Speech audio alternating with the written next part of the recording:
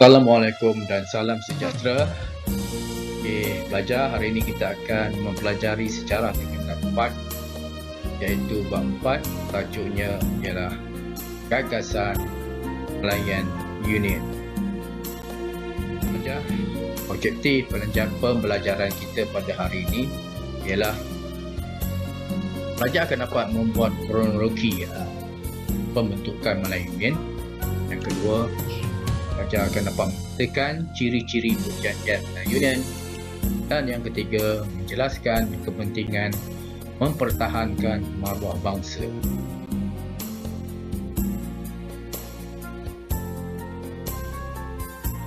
Okey, mari kita teruskan pembelajaran kita pada hari ini, iaitu melihat kronologi pelaksanaan gagasan Malayan Union di Tanah Melayu. Okey, kronologi yang pertama ialah unit perancang Tanah Melayu yang diketuai oleh Major General Ralph Horn telah merangka satu bentuk pentadbiran baru di Tanah Melayu yang dinamakan Malayan Union.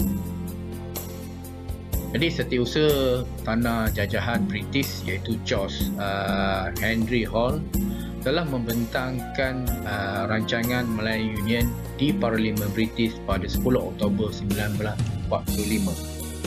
Okay, dalam rancangan ini Persatuan Pelajar Melayu di Britain telah menghantar satu memorandum yang pada 25 April 1945 supaya meminta hak kewarganegaraan Tanah Melayu tidak mengikut prinsip George Solar. Manakala Tan Lok dan juga Persatuan Cina Seberang Laut juga turut menghantar satu memorandum kepada British berkaitan dengan masa depan Tanah Melayu. Okey, seterusnya kronologi yang seterusnya ialah rancangan Melayu Union telah diisytiharkan dalam Warta Kerajaan yang dikenali sebagai Kertas Putih 6214. Dalam Kertas Putih ini British akan mengambil pemerintahan Tanah Melayu dan menubuhkan sebuah pentadbiran berpusat satuan bawah jajahan British. Kertas Putih ini diluluskan oleh Parlimen British di London pada 22 Januari 1946. Akhirnya Malayan Union dilaksanakan di Tanah Melayu pada 1 April 1946. Begitulah kronologi 5 yang pelajar ingat. Kronologi yang pelajar perlu ingat. Mari kita teruskan lagi perbincangan kita pada hari ini, ialah berkaitan dengan ciri-ciri perlembagaan Malayan Union. Ciri-ciri perlembagaan Malayan Union yang pertama adalah kesatuan. Apakah maksud kesatuan? Negeri-negeri Melayu bersekutu, negeri-negeri Melayu tidak bersekutu, dan dua negeri Selat kecuali Singapura akan disatukan jadi satu unit pentadbiran. Kalau ini merupakan jata Malayan Union. Ciri yang kedua ialah ketua pentadbir. Siapakah ketua pentadbir Malayan Union? Malayan Union akan diketuai oleh Governor British yang dilantik oleh Raja England. Majlis Eksekutif dan Majlis Perundangan Malayan Union dibentuk di bawah kawalan Pesuruh Jaya Tinggi British. Sir Edward Chen merupakan Governor British yang dilantik mengetuai Malayan Union. Ciri yang ketiga, Raja-Raja Melayu.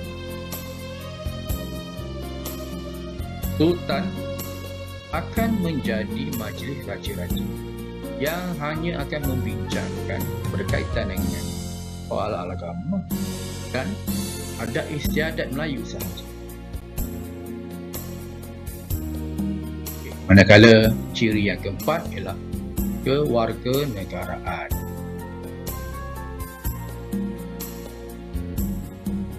Dalam Malayan Union, kewarganegaraan melalui prinsip Jus Soli. Dalam hal ini, seluruh rakyat yang dilahirkan di tanah Melayu dan Singapura akan diiktiraf sebagai warga Malayan Union.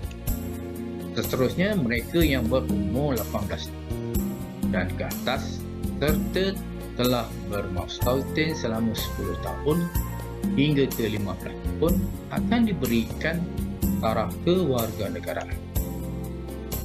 Dan manakala mereka yang berumur kurang daripada 18 tahun tapi ibu bapanya merupakan warga negara, mereka turut diberikan kewarganegaraan. Begitulah ciri-ciri Malayan Union yang perlu pelajar ingat. Ada 4 ciri. Seterusnya kita akan membincangkan satu tajuk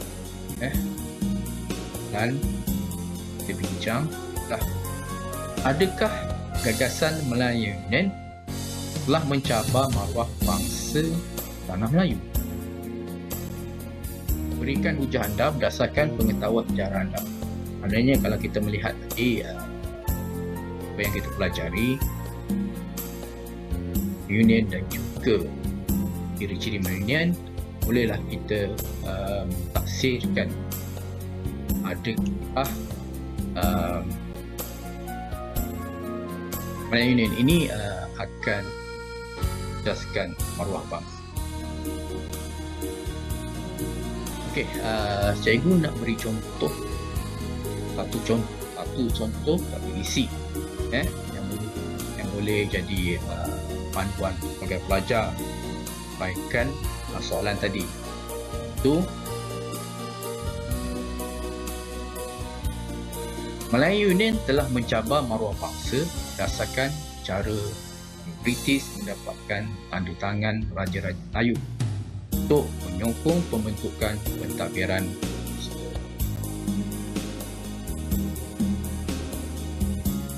Dalam hal ini, FC Belan dan Michael telah menggunakan desakan dan paksaan untuk mendapatkan persetujuan Raja-Raja Melayu terhadap Malayan Union.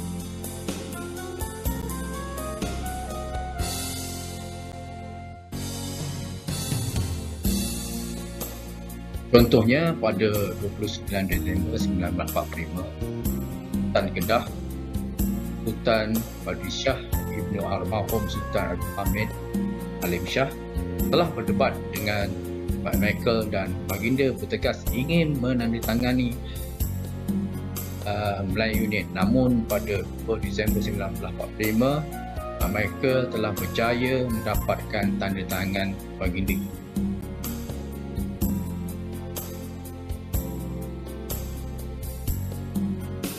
Oleh itu, cara yang digunakan oleh kedua pegawai telah menimbulkan reaksi penentangan daripada orang Melayu dan Raja-Raja Melayu. Jadi,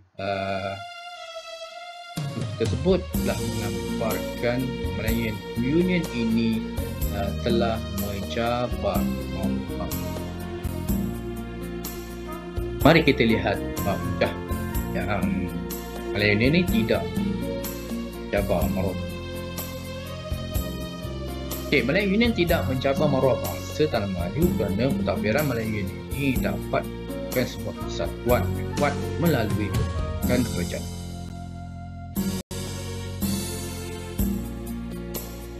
Dalam hal ini, tanah Melayu berpecah kepada 3 pentadbiran, iaitu negeri Melayu, itu negeri dan negeri tidak dapat disatukan.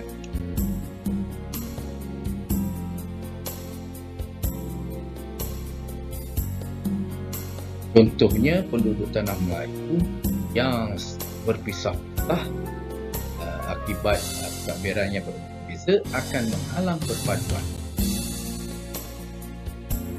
Jadi Melayu Union dapat menyeragamkan semua dasar pembangunan untuk kemajuan bangsa dan negara. Melayu Union lah. Baiklah pelajar, bagi mengakhiri pembelajaran kita pada hari ini, terlebih dahulu saya guna buat rumusan asalkan keratan video ini.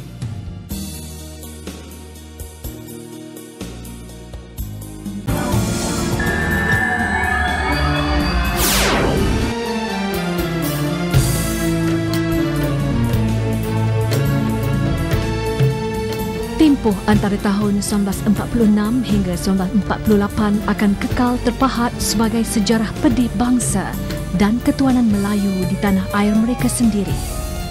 Gagasan Malayan Union British 1946 dengan jelas meletakkan tanah Melayu sebagai sebuah tanah jajahan mahkota British. Segala kuasa politik dan pentadbiran adalah dalam bidang kuasa British, sementara Raja-Raja Melayu hanya bertanggungjawab terhadap hal ehwal agama Islam dan adat istiadat Melayu.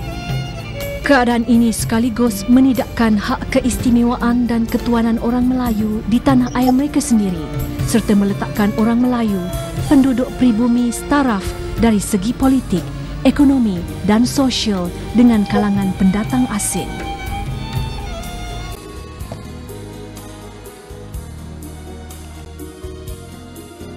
Baiklah pelajar, ya sajalah pembelajaran kita pada ini. Diharap pelajar dapat uraikan lebih lanjut dan Malayan Union ini mencabar maruah. Sekian, terima kasih.